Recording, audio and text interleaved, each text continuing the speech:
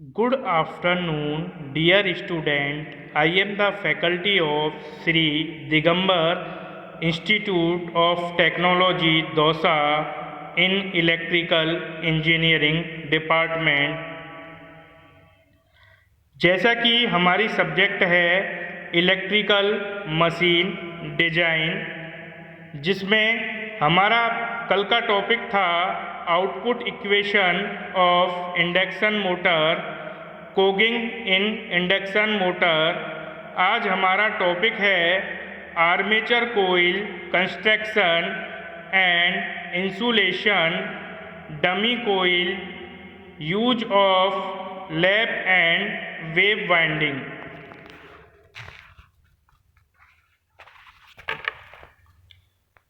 Armature coil construction and insulation.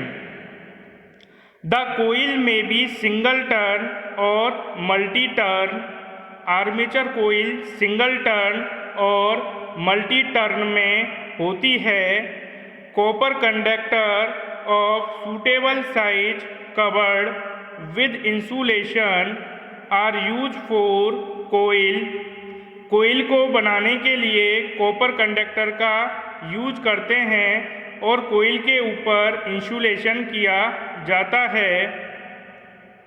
The conductor में be round for small machine, for large size machine square और rectangular conductor are use. Small machine के लिए round conductor का use करते हैं। जो small machine है उसके लिए हम राउंड कंडक्टर का यूज करते हैं और लार्ज साइज मशीन के लिए स्क्वायर और रेक्टेंगुलर कंडक्टर का यूज किया जाता है। द कोइल में be random wound for small machine where round enamels conductor are generally use. Small machine के लिए रैंडम कोइल का उपयोग किया जाता है और राउंड कंडक्टर का यूज करते हैं। The conductor are in semi close slot. जो कंडक्टर है वो सेमी क्लोज स्लॉट होते हैं, यानी कंडक्टर जो है वो प्राय मशीन के सेमी क्लोज स्लॉट में डाले जाते हैं। जो मशीन का स्टेटर होता है उस स्टेटर में जो सेमी क्लोज स्लॉट है उसमें हम क्या कर देते हैं, कंडक्टर को डालते हैं। The types of coil most commonly require however are form of coil they are given a require shape. जो कोइल है उस कोइल को जिस शेप की रिक्वायरमेंट होती है उसी शेप में हम बनाते हैं। The coil are given a varnish treatment for moderate voltage machine. Coil पर बार्निश की जाती है ताकि ज़्यादा वोल्टेज के कारण इंसुलेशन फेल नहीं हो। इसका उपयोग जो बड़ी मशीन है या हाई वोल्टेज जो मशीन है उसके लिए हम करते हैं। The coil are treated by a vacuum process and impregnated with a moisture resisting heat conducting compound। Coil में प्राय वैक्यूम प्रोसेस की जाती है ताकि कोइल में से मॉइस्चर को दूर किया जा सके और हीट कंडक्टिंग को हम दूर कर सके। द कोइल में have one turn per layer where the size of conductor is large. It is subdivided by using several small wire in parallel. यानी जब कंडक्टर की साइज लार्ज होती है तो उस केस में कोइल में प्रत्येक लेयर पर केवल एक टर्न देते हैं और स्मॉल वायर को पैरेलल में लगा करके इसे सब डिवाइड किया जाता है। The types of coil are use for AC machine are the following shape.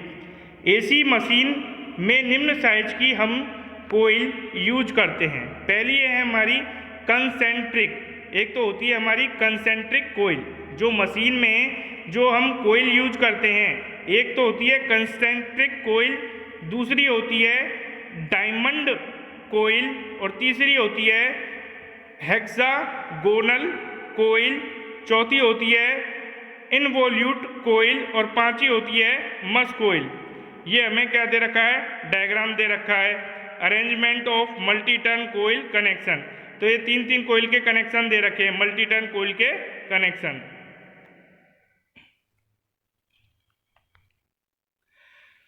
The shape of coil will depend on the coil span, यानी कोइल की जो शेप है वो कोइल स्पान पर डिपेंड करती है, अर्थात कोइल की लंबाई पर डिपेंड करती है।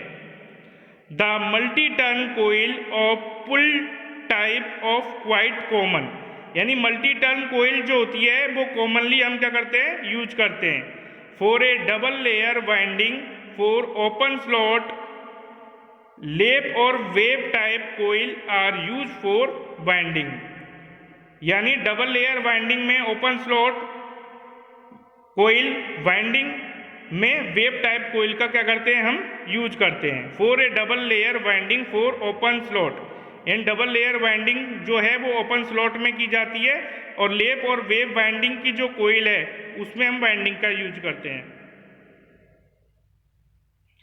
The following point will specify the types of winding for three phase machine. Three phase machine में जो हम वाइंडिंग करते हैं उसके लिए following point, the following point will specify, binding के लिए कुछ पॉइंट जो है वो स्पेसिफाई किए जाते हैं थ्री फेज मशीन में। पहला है लेयर। अब लेयर दो तरह की होती है, एक तो होती है सिंगल लेयर और दूसरी होती है डबल लेयर।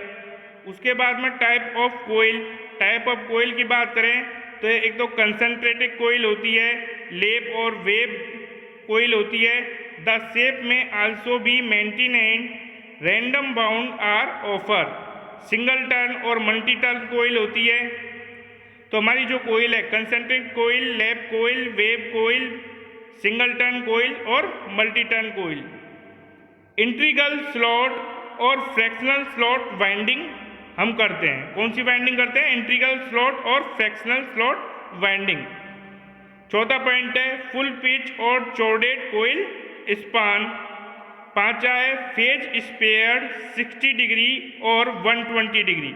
जो वाइंडिंग में जो फेज स्पेयर्ड होता है वो 60 डिग्री का होता है या 120 डिग्री का होता है, लेकिन अपन क्या करते हैं 60 डिग्री फेज स्पेयर्ड को जनरली कॉमन के रूप में यूज करते हैं। ज़्यादातर हम जो है 60 डिग्री फेज स्पेयर्ड को ज़्यादा मात्रा में यूज करते हैं।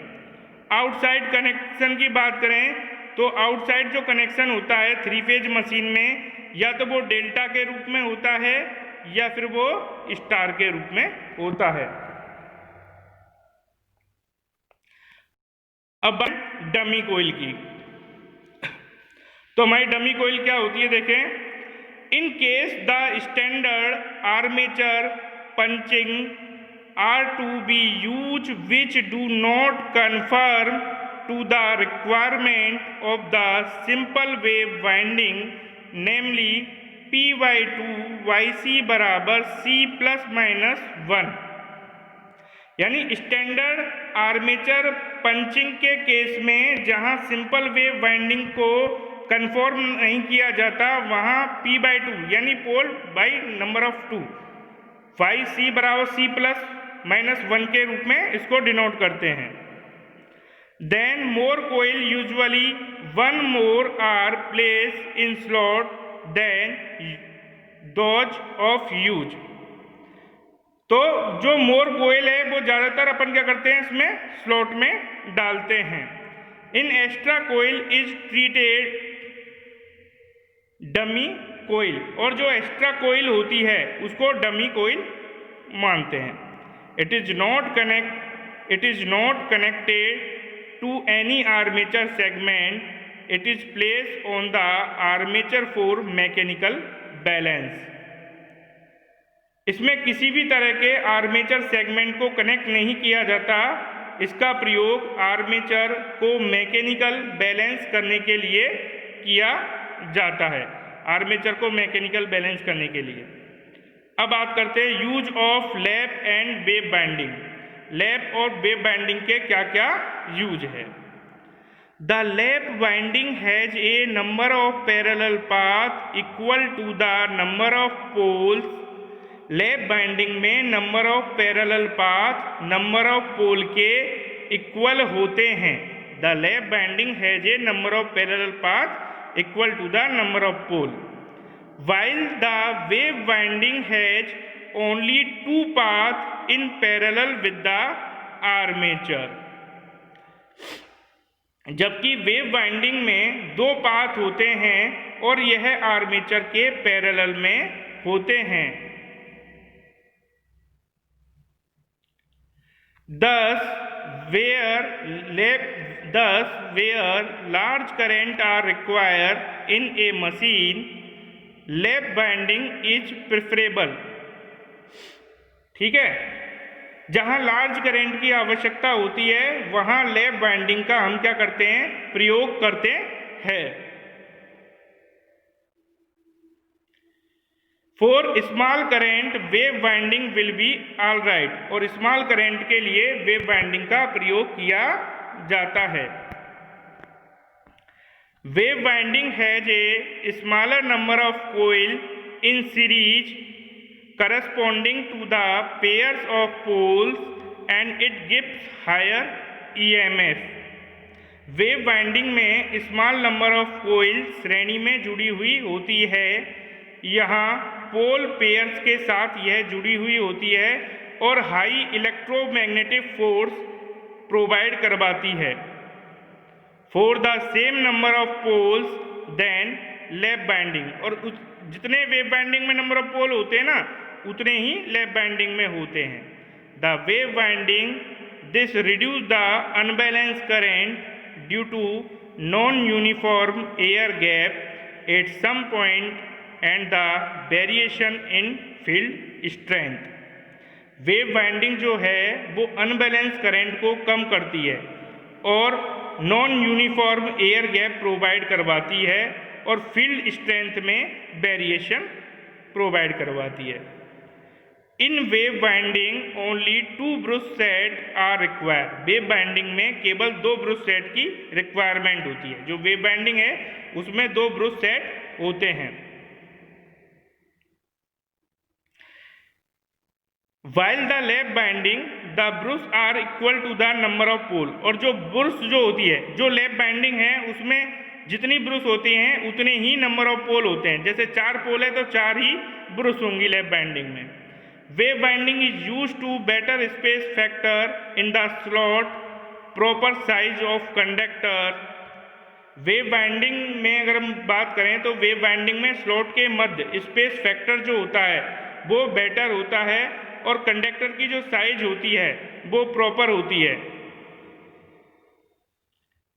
एंड द कोइल साइड पर slot that the winding is economical for the rating of the machine. इस तरह से जो हम बात करें तो मशीन के लिए कोइल साइड पर स्लॉट वाइंडिंग जो होती है वो इकोनॉमिकल होती है. हम एक बार दोबारा रिपीट कर देते हैं. देखो, पहला पॉइंट है हमारा armature coil construction and insulation. Armature coil construction and insulation क्या होता है? आर्मेचर कोइल जो होती है वो सिंगल टर्न और मल्टी टर्न में होती है.